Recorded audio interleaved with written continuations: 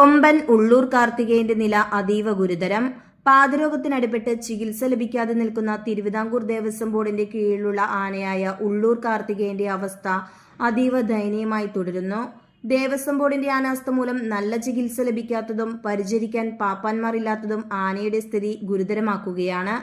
ഈ നില തുടർന്നാൽ തിരുവിതാംകൂർ ദേവസ്വം ബോർഡിന്റെ അനാസ്ഥ മൂലം ചെരിഞ്ഞ കൊമ്പന്മാരുടെ ലിസ്റ്റിലേക്ക് ഉള്ളൂർ കാർത്തികേയന്റെ പേരും കൂടി എഴുതി ചേർക്കപ്പെടും.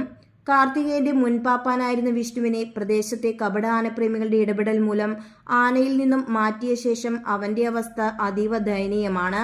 ഇപ്പോൾ പാദരോഗത്തിന്റെ പിടിയിലകപ്പെട്ടു നിൽക്കുന്ന ആനയ്ക്ക് വേണ്ട കൃത്യമായ ചികിത്സകൾ ലഭിക്കുന്നില്ല എന്നാണ് പുറത്തുവരുന്ന വിവരങ്ങൾ.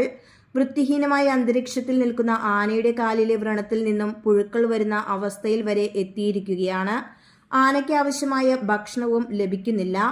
പാപ്പാന്മാരുടെ അഭാവത്തിൽ ആന ഈ നിലയിൽ ഇനി എത്രനാൾ മുന്നോട്ടു പോകുമെന്നുള്ള കാര്യം സംശയമാണ്. ദയവ് ചെയ്ത് ദേവസ്വം ബോർഡ് ഇടപെട്ട് കാർത്തികേയന് കൃത്യമായ ചികിത്സ നൽകി അവനെ ജീവിതത്തിലേക്ക് തിരികെ കൊണ്ടുവരട്ടെ. ദേവസ്വം ബോർഡിന്റെ അനാസ്ഥയിൽ ഇനിയൊരു മിണ്ടാപ്രാണിയുടെ ജീവൻ കൂടി പൊലിയാതിരിക്കട്ടെ.